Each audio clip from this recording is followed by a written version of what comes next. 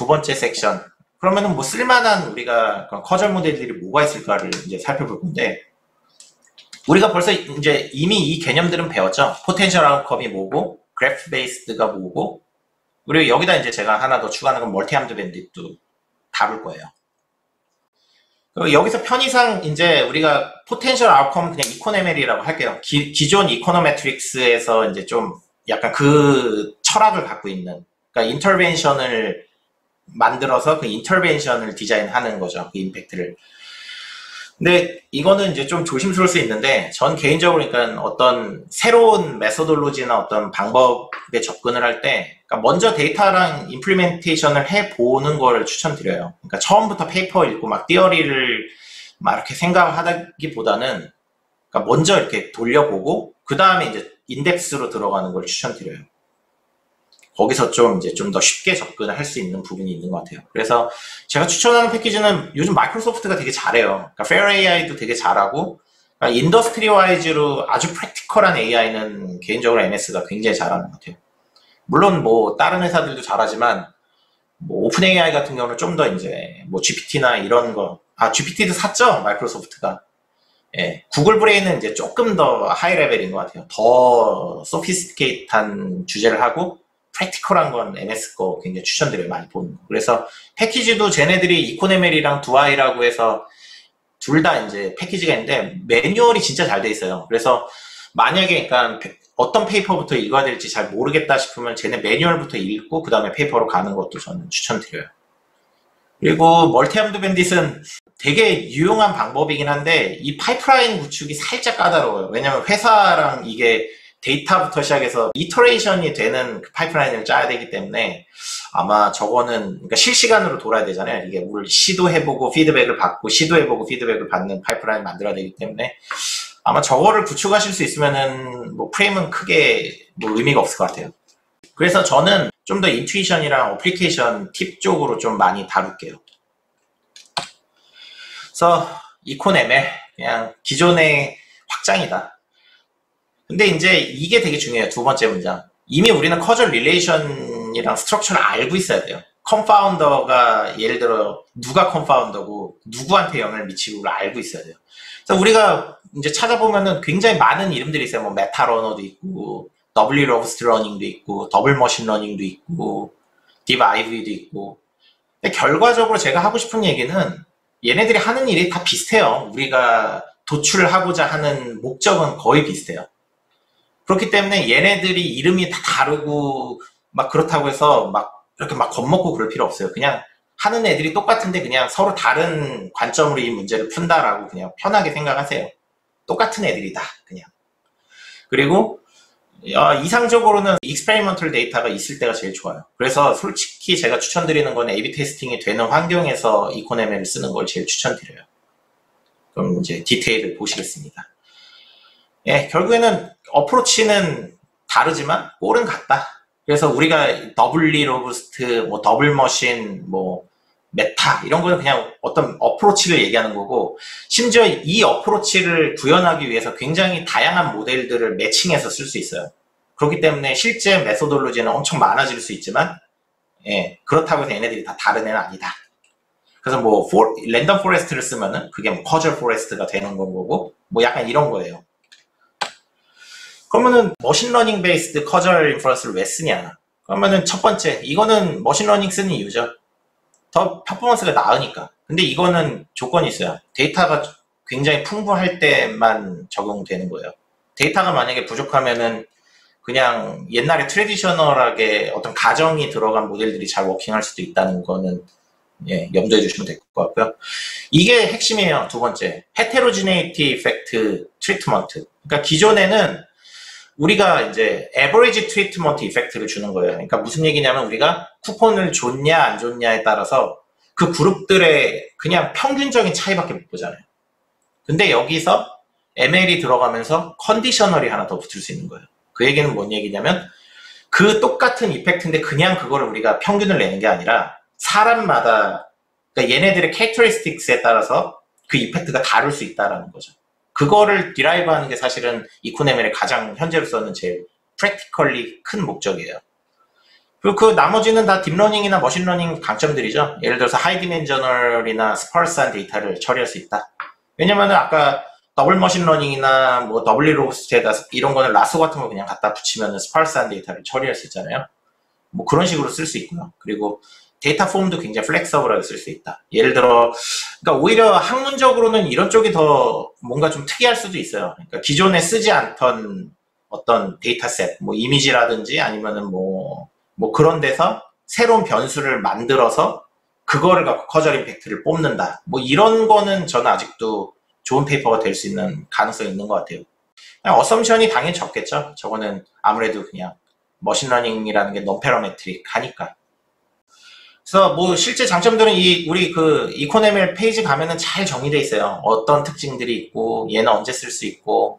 근데 이게 이제 전부는 아니라는 거. 얘네들끼리 어쨌든 조합을 해서 또 쓸 수 있으니까 여기서 더 이제 케이스들을 만들 수 있다는 거고요. 그냥 이거는 가서 한번 보시면 돼요. 나중에 쓰실 때.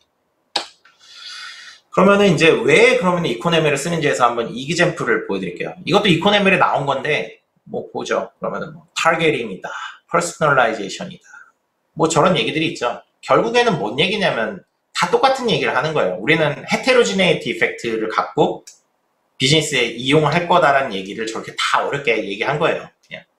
결국에는 타겟팅도, 세그멘테이션도, 퍼스널라이제이션도 그냥 저 헤테로지네이티 이펙트를 볼 수 있으니까 이펙트가 비슷한 애들끼리 묶은 다음에 뭔가 타겟팅도 할 수 있는 거고 개인화도 할 수 있는 거고 뭐 그렇겠죠? 그래서 그냥 그렇게 생각하시면 될 것 같아요. 헤테로지네이티 이펙트다. 제가 말씀드린 게 요즘 이제 AI는 돈 버는 기업들, 그러니까 큰 회사들이 어떻게 이걸 쓰는지를 보는 게 되게 제일 빨라요. 그리고 저는 우버도 굉장히 프랙티컬리 좋은 연구들을 많이 하고 있다고 생각하거든요. 물론 페이퍼적인 임팩트는 좀 적은데 얘네들이 굉장히 바로 갖다 쓰기 좋은 페이퍼들을 많이 써요. 참고로 업리프트라는 거는 우리가 랜덤하게 사람들한테 뭔가를 캠페인을 어사인했을 때 로스들이 있잖아요. 당연히 하일리 이펙티브한 유저들한테 먼저 주는 게 훨씬 더 효과적이지 않아요? 근데 그만큼 우리는 그러니까 우리가 포텐셜이 있는 건데 그거를 다 쓰고 있지 않은데 그 포텐셜에 가깝게 뭔가 효율을 높이자라는 게 업리프트예요. 참고로 업리프트는 새로운 개념이 아니에요. 이미 이콘에서 마케팅에서 옛날부터 리니어 리그레션으로 많이 했던 주제인데 이게 이제 새로 ML이 오면서 이제 다시 시작되는 거죠. 그래서 뭐냐면은 버짓이 예를 들어 사람이 100명이에요, 우리가. 근데 얘네들한테 랜덤으로 100명 다 뿌릴 수는 없는 거예요. 버짓은 한정되어 있는 거예요. 그러면은 우리가 굉장히 이거를 뿌렸을 때 임팩트가 큰 상위 20명만 우리가 골라내고 싶은 거죠. 그렇다고 생각을 해보죠. 그래서 우리가 제일 먼저 뭘 하냐면 A-B 테스팅을 한번 돌려봐요. A-B 테스팅을 탁 돌려봐서 쿠폰을 주는 그룹이랑 안 주는 그룹이랑 준 다음에 이 사람들의 캐릭터리스틱스에 따라서 헤테로지네이티 이펙트를 뽑아내는 거예요. 그 다음에 그 헤테로지네이티 이펙트가 그거죠. 그러니까 우리가 쿠폰을 줬을 때 임팩트라고 볼 수 있잖아요. 얘네들을 랭킹 순으로 쭉 나열을 해서 상위부터 적용을 해 나가보는 거죠. 그래서 이게 뭐냐면은 예산을 0에서 100%까지 조금씩 타겟팅 된 사람들한테 먼저 랭킹을 줘서 늘려가는 거예요. 우리가 당연히 랜덤 게스 하면은 예산을 늘린 만큼 임팩트도 리니어하게 증가하겠죠. 100원 늘리면은 그만큼 효과가 딱 100원만큼 늘 거고. 근데 우리가 이걸로 업리프트를 해서 헤테로지네이티 이펙트를 추출을 하고 그 사람들끼리 임팩트 랭킹을 정했을 때는 당연히 20%만 썼는데도 벌써 40%의 효과가 나오죠. 40%의 예산을 썼는데 벌써 70%의 효과가 나와요. 우리가 예산이 부족하면 여기서 딱 끊으면은 한 절반도 안 되는 돈을 썼는데 이미 우리가 100% 기준으로 70%의 효과를 얻은 거죠. 굉장히 에피션트 하잖아요. 그렇기 때문에 이게 어떻게 보면 제가 생각하기에는 가장 기본이 되는 프레임이에요. 업리프트를, 헤테로지네이티 이펙트를 갖고 업리프트를 쓰는. 그래서 저 페이퍼를 한번 읽어보시는 걸 추천드리고요. 그래서 뭐 프레임워크적으로 뭐 조금 더 그러니까 저거를 어떻게 할 거다라고 하는 페이퍼도 여기 잘 있어요. 그리고 다른 세팅에, 그러니까 코스트 옵티마이제이션 하는 거, 그러니까 사람마다 어떻게 가격을 다르게 설정할지에 대한 것도 여기다 이제 페이퍼로 공개를 해놨어요. 이것도 읽어보시길 추천드려요. 그리고 이거는 이제 약간 그런데 그러니까 조금 극단적으로 얘기를 하자면 사실 구현은 그렇게 어렵지 않아요. 그러니까 이코노멜도. 그러니까 우리가 이 5가지 개념만 알고 있으면 돼요. T는 뭐 트리트먼트일 거고, 그러니까 이게 이제 쿠폰 주냐 안 주냐죠. 아웃컴이라는 거는 그 사람의 이제 효과겠죠. 뭐 리텐션이 어떻게 된다, 뭐 샀냐 안 샀냐, 뭐 약간 이런 걸 거고. 근데 이게 이제 전통적인 모델이었죠. 트리트먼트를 줬더니 평균적으로 아웃컴에 그룹이 있냐 없냐에 따라서 어떻게 차이가 나더라. 근데 여기서 이제 우리가 컨디셔널이 들어오면서 그 코베리에이시 들어오는 거죠. 코베리에이시라는 거는 어떻게 캐릭터리스틱스, 그러니까 이 사람의 데모그래픽스나, 그래서 이거를 그림을 이렇게 그리기도 하고, 아니면은 X가, 그러니까 코베리에이시 트리트먼트를 거쳐서 Y로 간다로 뭐 그리기도 하고, 아니면은 진짜 트리트먼트가 있는 것만 트리트먼트로 가고, 아니면은 없는 애들은 다이렉트하게 Y로 가는 이런 식으로도 그리기도 해요. 그러니까 이거는 그리는 건 약간 표기법의 차이인 거고, 그냥 우리가 이거가 뭐고 이거를 그릴 수만 있으면 구현은 어렵지 않다라는 얘기를 하고 싶었어요. 그렇죠. 우리가 컨파운더가 W는 컨파운드고 G는 그 인스트루먼트 베리어블인데, 이것도 뭔지만 알면은 어쨌든 우리는 구현은 할 수 있다. 그러니까 구현에 대해서는 우리가 기술적으로는 고민하지 말자. 근데 구현이 이렇게 쉬우면은 그러면은 우리는 뭐가 문제냐는 거죠. 구현이 문제가 아니라는 얘기예요, 결국에는. 왜냐면은 저 모델링을 그러면은 컨파운더가 있고 뭐 이렇게 한다면 얘네들끼리 화살표를 그릴 수 있어야 되잖아요. 입력을 해야 임팩트를 측정할 수 있잖아요. 그렇기 때문에 결국에는 티어리랑 도메인 날리지에서 자유로울 수가 없다는 거예요. 아까 말씀드렸듯이 우리가 원하는 오토메이션은 쉽지 않다, 현재로서는. 그 얘기를 하고 싶었고, 여전히 매뉴얼 디자인이 핵심이에요, 커절은. 그게 프레딕티브 애널리틱스랑 다른 점인 것 같아요. 그 두 번째는 결국에는 데이터가 너무 중요하다. 그러니까 데이터에서 자유로울 수 없어요, 우리는. 데이터 사이언스는. 그렇기 때문에 제가 생각하는 거는 결국 이 모든 것들을 고민하느니 차라리 그냥 A/B 테스팅 하자, 빠르게. A/B 테스팅을 돌리고 트리트먼트를 바꿔보고 애자일하게 그 사이클을 돌자라는 건 거죠. 회사에서는 기본적으로는 그래서 일단 실험을 하고 업리프트부터 시작을 하기를 추천드려요. 너무나도 이거는 지금 당장 쓸 수 있어요. 그렇죠. 그리고 좋은 세팅은 결국에는 모델로 내가 모델을 바꿨더니 1%가 올랐다, 오큐러시가. 이런 거보다는 그 세팅에 가는 임팩트가 되게 중요한 것 같아요. 어떤 것이든지. 그럼 만약 연구가 목적이면 이거 되게 고민하셔야 되는데, theoretical contribution을 어떻게 디라이브 해야 될지 고민해야 돼요. 사실 그 업리프트나 이런 거, 그러니까 커절 ML은 크로스 밸리데이션이 돼요. 그 얘기는 무슨 얘기냐면은 기존에 있는 데이터를 그냥 7:3, 8:2로 나눠서 이 모델이 어느 게 더 잘 워킹하는지를 이밸류에이션 할 수 있어요. 근데 만약에 그거를 실제 다시 리얼월드에서 실제 다시 테스트를 해볼 수 있는 온라인 밸리데이션을 할 수 있으면 연구 가치가 더 올라갈 거예요. 그래서 저런 거를 좀 고민하시고, 요약하자면 누울 자리를 처음부터 잘 보고 들어가셨으면 좋겠어요. 불완전한 데이터를 갖고 실험하기보단 그냥 실험해 줄 수 있는 회사를 찾는 게 빠를 수도 있어요. 제안을 해서. 예, 이거는 굉장히 개인적인 의견입니다. 그러면 이거는 좀 조심스럽게 받아들여셔야 되는데, 그럼 어떤 모델을 써야 되는지에 대한 얘기잖아요. 이거는 제가 머신러닝이나 딥러닝을 하는 사람의 관점에서 얘기를 할게요. 좀 과격할 수도 있어요, 이거는. 그래서 수용량은 각자 판단하시고요. 간단하게 ML이 어떻게 워킹하는지에 대해서 얘기를 좀 했으면 좋겠어요. 우리는 이제 머신러닝 모델을 이제 트래디셔널하게 한번 해볼게요. 여치랑 그럼 메뚜기가 있는데, 얘네들을 우리가 그림을 갖고 분류하는 모델을 만들고 싶어요. 그러면 이거를 아주 단순하게 머신러닝 모델에서 어떻게 하냐면, 우리가 데이터를 디파인 해요. 왜냐면 우리는 현재 레프레젠테이션 러닝을 쓰지 않고 머신러닝 모델을 쓸 거니까. 그러면 이제 우리가 하이포를 갖고 막 하죠. 안테나, 그러니까 이게 더듬이 길이가 영향을 줄 거야. 몸통이랑 배 길이가 영향을 줄 거야. 날개가 있냐? 이런 것들을 우리가 하이포를 갖고 피처를 만드는 거죠. 그래갖고 이제 일단 2개만 우리가 쓴다고 쳐요.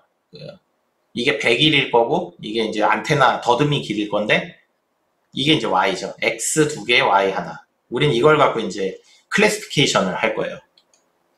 사실 클래시피케이션이 별게 없어요. 그러니까 여기 피처 하나, 저기 피처 하나 놓고 얘네들을 배치한 다음에 얘네들을 제일 잘 구분할 수 있는 선을 긋는 게 결국에는 클래시피케이션이거든요. 만약에 이제 피처가 3개다 하면 디멘전이 하나 더 늘겠죠. 피처가 하나 더 늘면은 4D로 늘겠죠. 그러면서 이렇게 그냥 스페이스만, 디멘전만 느는 거지. 결국엔 이 원리예요. 제가 하고 싶은 얘기는 뭐냐면은, 굉장히 우리가 막 디시전 트리, 막 SVM, 뉴럴렛, 뭐 랜덤 포레스트 막 이런 얘기들을 굉장히 많이 하면서 우리는 맨날 그거잖아요. 디시전 트리를 막 매스적으로 막 보면서 막 좀 그런 면들이 있는 것 같아요. 근데 사실 그게 안 할 수도 있어요. 어플리케이션에서는. 물론 메서돌로지를 하시는 분들은 저게 굉장히 중요하죠. 왜냐면 저기서 아이디어를 얻고 저기서 리컨비네이션에서 개선점들을 찾을 수 있으니까. 근데 우리는 어플라이드 하는 사람들이라고 생각을 하면은 그냥 결국에는 저렇게 다른 매스와 철학들을 갖고 있는데 결국에는 이 스페이스의 선을 어떻게 그을지에 대한 얘기인 거예요. 쟤네들이. 아무리 저렇게 얘기해봐야. 그래서 결국에는 우리 입장에서는 뭐냐. 저 중에 제일 잘 작동하는 애 그냥 쓰면 되는 거예요. 무슨 얘기냐면은 이코네밀도 결국에는 철학적으로 같다는 거죠. 왜냐면 기본적으로 ML이고 DL이니까. 그럼 뭔가 저렇게 레셔널이 있을까? 어려울 거예요. 왜냐면은 딥러닝이랑 머신러닝은 훨씬 더 복잡할 거고 트랜스페런트 하지 않잖아요. 어떻게 이너 그 프로세스가 돌아가는지 우리는 관찰할 수도 없고 심지어 관찰을 해도 우리가 머리로 생각할 수 있는 스페이스가 아니에요. 그거는. 그렇기 때문에 사실 딥러닝의 미덕은 왜 잘 되는지 모르겠는데 잘 되는 거예요. 예를 들어서 뭐 배치 노멀라이제이션은 예를 들어 뭐 저거 뭐 설명을 하려고 노력했어요. 저거를 했는데 진짜 잘 도했어요. 그래서 그 이후에 많은 사람들이 하이포를 던진 거죠. 아 저거는 코베리에이트 시프트를 뭐 이게 보정을 해줘서 잘 된더라. 근데 그것도 결국에는 아니라는 반박이 되게 많아요. 그렇기 때문에 왜 배치놈이 잘 되는지에 대해서 누구도 아직 이게 트루다라고 얘기할 수 있는 사람은 없어요. 결국에는 우리는 다 구현해보고 제일 잘 작동하는 모델을 쓰면 되는 거죠. 왜냐면 우리는 크로스 밸리데이션을 쓸 수 있으니까. 그렇기 때문에 어쨌든 저런 모델 컴피티션이나 메소딜로지컬 컨트리뷰션은 훌륭한 CS 분들한테 남겨두고 스태티스틱스 하시는 분들한테 남겨두고 우리는 임팩트랑 밸류에 좀 더 초점을 맞춰야 된다는 거죠. 비즈니스 페이퍼는 더 그래야 된다고 생각을 해요. 저도 맨 처음에 이것 때문에 내가 이런 모델을 썼고 이렇게 어플라이를 했더니 막 퍼포먼스가 1% 늘었다 막 이런 거에 되게 집착을 했는데 지나고 났더니 굉장히 의미가 없더라고요. 그런 것들이. 예, 페이퍼를 한번 드랍해보고 배웠습니다. 그래서 어쨌든 밸류와 임팩트에 초점을 맞추자 그 얘기고요. 그러면은 그럼에도 불구하고 우리는 자동화를 하고 싶은 욕망이 있잖아요. 있긴 있어요. 예를 들어서 이제 우리가 타임 시리즈 데이터를 갖고 있다. 그러면은 이거는 어떤 분이 다루셨죠? 다른 세션에서 베이지안 스트럭처럴 타임 시리즈 모델. 이거는 결국엔 구글이 자기네들 그 광고 과금하려고 만든 모델이에요. 그러니까 기존의 그 타임 시리즈에서 만약에 얘네가 구글 광고를 쓰지 않았을 때를 예측한 다음에 실제 광고를 썼을 때 그 갭을 갖고 임팩트가 이 정도 있으니까 너 가격이 이 정도 낼만 해다라고 해서 가격 측정을 하려고 여기에 어쨌든 그 유명한 할베리안이 참여를 하고 굉장히 베이지안 기반의 타임 시리즈 모델을 썼죠. 근데 늘 좀 이제 고민하셔야 되는 게 편한 거는 단점이 있어요. 왜냐면은 이게 그러니까 굉장히 obvious한 패턴들밖에 잡아낼 수가 없어요. 왜냐면 우리는 실제 우리 데이터들은 다 우리가 외부에 어떤 그러니까 팩터들이 있는데 그거 못 보잖아요. 절대 여기 반영이 될 수가 없어요. 게임 회사가 자기네 이렇게 유저들 예측을 했는데 안 맞아요. 왜냐면 다른 회사 라이벌이 좋은 게임을 냈을 수 있어요. 신작 게임이 나와서 다 글로 몰려갔을 수 있거든요. 우리는 그거 관찰 못 하잖아요. 이런 모델들이 그런 거를 절대 잡아줄 수 없어요. 그렇기 때문에 이거는 언제 잘 되냐?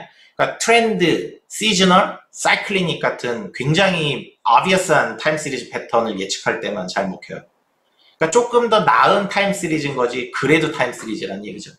그리고 얘가 그러면은 유니베리에이트 타임 시리즈에 쓴다고 하면 그럼 멀티베리에이트도 하나 있어야겠죠? 이게 트랜스퍼 엔트로피예요. 뭐냐면은 멀티베리에이트 타임 시리즈들이 서로 얘네들이 영향을 주면서 이 팩터들끼리의 커절을 찾아내는 건 거예요. 그러니까 예를 들어서 제가 그런 논문을 봤어요. 그러니까 그러니까 세포가 분열을 하는데 그 안에서 굉장히 많은 팩터들이 서로 시그널을 주고 하는 거는 너무나도 아비어스한 커절 팩터잖아요. 그래서 그 데이터를 다 모은 다음에 여기에 돌리면은 이 팩터 다음에는 얘가 커절이고 얘 다음엔 얘가 커절이고 뭐 이런 것들을 대략적으로 트래킹을 할 수 있어요. 근데 정확하진 않아요. 왜냐면 오토메이션은 언제나 바이어스가 있기 때문에. 그렇기 때문에 이거는 제가 여기서 comparatively라는 거에 따옴표를 치고 강조를 했죠. 그러니까 어디까지나 상대적으로 잘 워킹한다는 거지 얘를 믿고 뭔가를 몸을 던지기에는 좀 보수적으로 봐야 된다는 거죠. 하지만 데이터 퀄리티랑 퀀티티가 괜찮다. 그리고 아주 클리어한 커즐 패턴들이 우리가 관찰할 수 있다. 그러면은 이것도 시도해볼 만한 모델인 것 같아요. 예. 근데 제가 썼을 때는 그 데이터가 그런 데이터가 아니었기 때문에 잘 안 됐어요, 그게. 그래서 뭐 오토메이티드 된 모델에는 이런 것들이 있다. 그래서 얘기를 하고요. 이제 두 번째 그래프 베이스드 커즐 모델로 갈게요. 사실 그래프 베이스드는 이 펄 교수님에 의한, 펄 교수님을 위한, 펄 교수님의 메소드예요. 이분이 이제 튜링 어워드를 받았다는 것 자체로 얼마나 대단한 CS 학자인지 아시겠죠? 그 더브고바이의 그 저자이기도 하고, 그러니까 베이지안 네트워크를 만들었어요, 이분이. 그리고 최근에는 저거를 어떤 소셜 사이언스에 쓸 수 있게 약간 모디파이한, 그러니까 듀 캘큘러스라는 어떤 세계관이랄까? 뭐 지금 단어가 잘 생각이 안 나는데, 그래서 관심 있는 분들은 저런 것들을 좀 찾아보시는 것도 괜찮은 것 같아요. 예, 그 저 책 진짜 추천이요. 그러니까 그래프 베이스드 커즐 모델은 장점이 있어요. 왜냐면은 굉장히 컴플렉스한 릴레이션들을 하나로 다 담을 수 있어요. 그래서 만약에 데이터가 진짜 풍부하고 내가 모든 데이터를 다 observe 할 수 있고 그 데이터들이 굉장히 클리어한 릴레이션들을 갖고 있다라고 만약 생각하시면 추천해요. 그래서 예를 들어서 저 굉장히 엘모 전자는 굉장히 큰, 우리나라에서 굉장히 큰 전자 회사예요.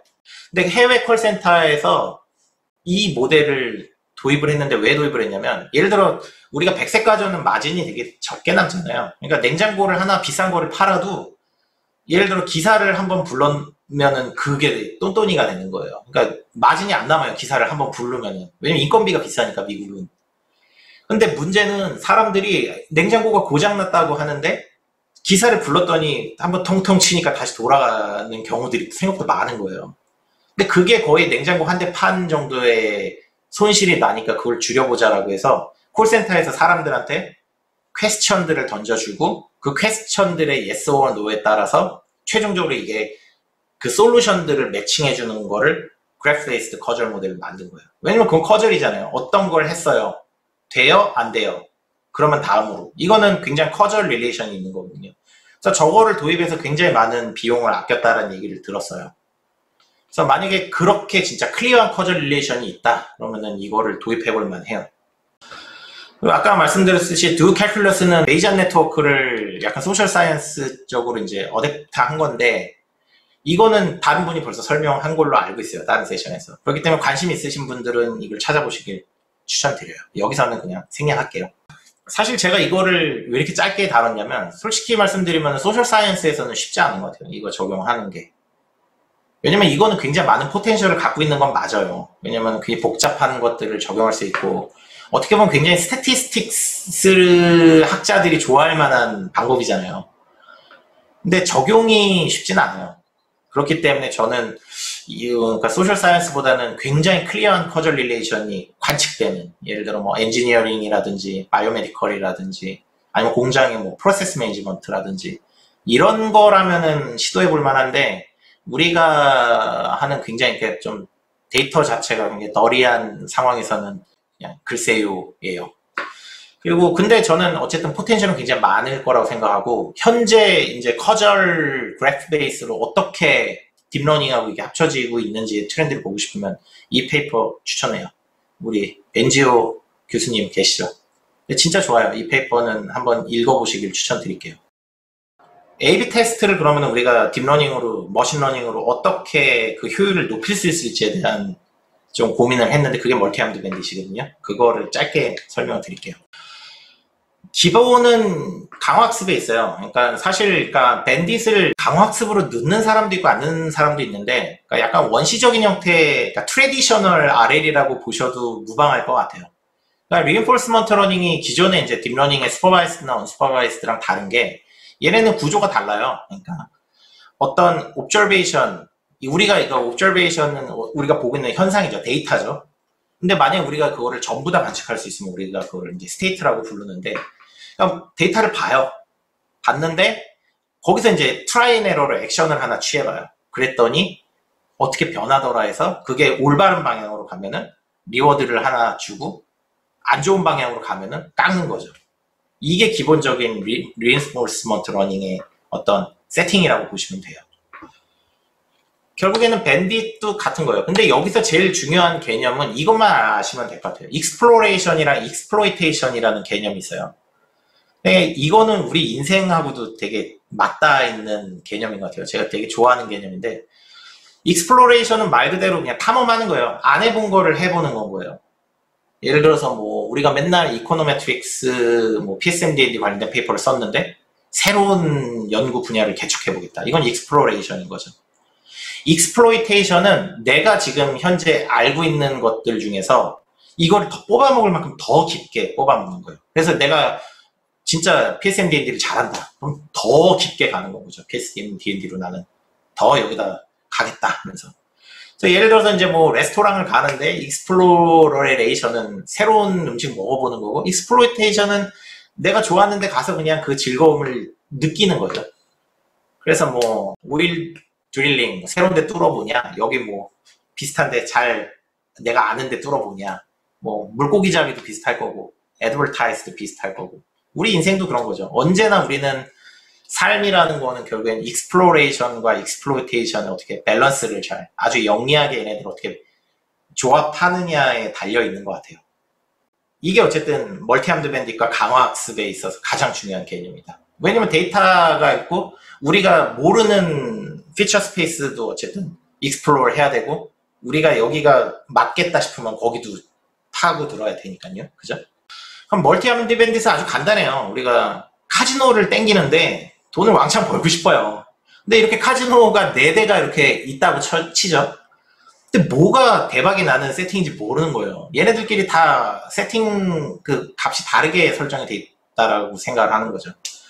그러면은 어쨌든 멀티암드 밴딧은 여기서 시작하는 거예요. 그러면 슬롯머신도 여러 개 있는데 어떻게 하면 우리가 최소한의 노력을 들여서 우리의 베니핏을 맥시마이즈 할 수 있는데 돈 많이 따겠다. 근데 여기서 뭘 쓸 거냐, 우리는 익스플로레이션이랑 익스플로이테이션을 어떻게 잘 믹스해서 스트래티지를 짤 거냐가 멀티암드 밴딧의 그건 거죠.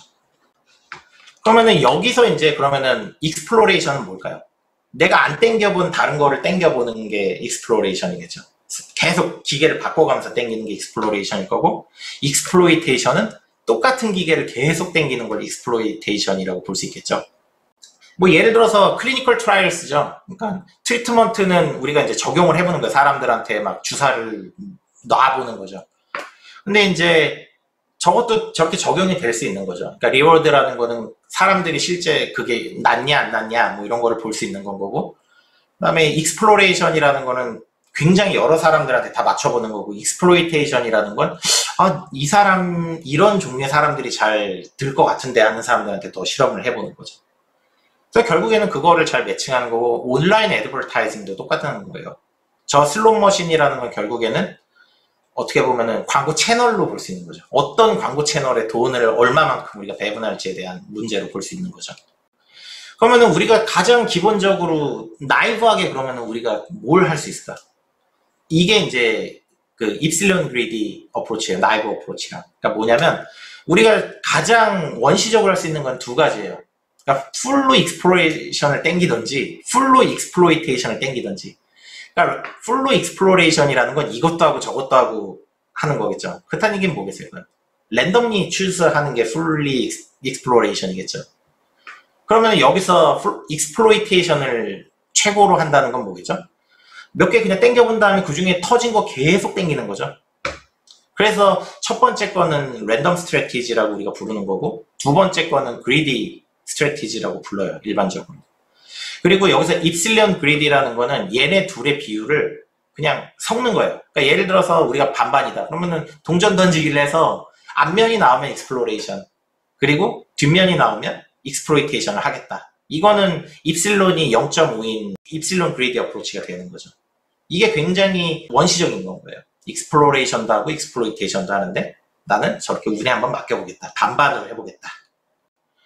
근데 이제 여기서 조금 이제 머리를 써보는 거죠. 그러면은 땡긴다. 그러면은 그거는 어떻게 보면은 결국에는 스태티스틱스고 우리가 샘플링인 거잖아요. 파퓰레이션에서 샘플링을 하는 거잖아요. 그럼 샘플링을 할 거면은 당연히 샘플링에는 우리가 뭐가 있어요? 고전 스태티스틱스에서 컨피던스 인터벌이 있을 거잖아요. 그렇기 때문에 우리가 컨피던스 인터벌을 해놓고 우리가 신뢰가 들 정도의 컨피던스 인터벌이 아니면 익스플로레이션을 더 하자라는 게 어퍼 컨피던스 바운드의 아이디어인 거예요. 그 정도만 이해하셔도 돼요. 어차피 디테일은 되게 많은 베리에이션들이 있기 때문에 그래서 이거는 충분한 어떤 시도가 쌓여서 믿을 만한 컨피던스 인터벌이 생길 때까지 익스플로레이션을 더 한다 라고 보시면 될 것 같고, 이거보다 이제 조금 더 세련되게 하는 게, 그럼 디스트리뷰션을 그래서 디스트리뷰션에서 뽑으면 되지 않겠냐라는 게 이제 탐슨 샘플링이죠. 그러니까 탐슨 샘플링은 일종의 베타 디스트리뷰션을 주로 많이 쓰는데, 바이너리 초이스에서 이런 거예요. 예를 들어서 우리가 몇 번씩 랜덤으로 익스플로레이션을 좀 땡겨보면은 대충 이렇게 나이브하게라도 디스트리뷰션이 그려지잖아요. 그러면은 얘네들 중에서 랜덤리 뽑아보는 거예요. 그러면은 제일 히스토그램에서 제일 확률이 높은 데가 자주 뽑히고, 이렇게 낮은 데는 적게 뽑히겠죠. 이 파란 애는.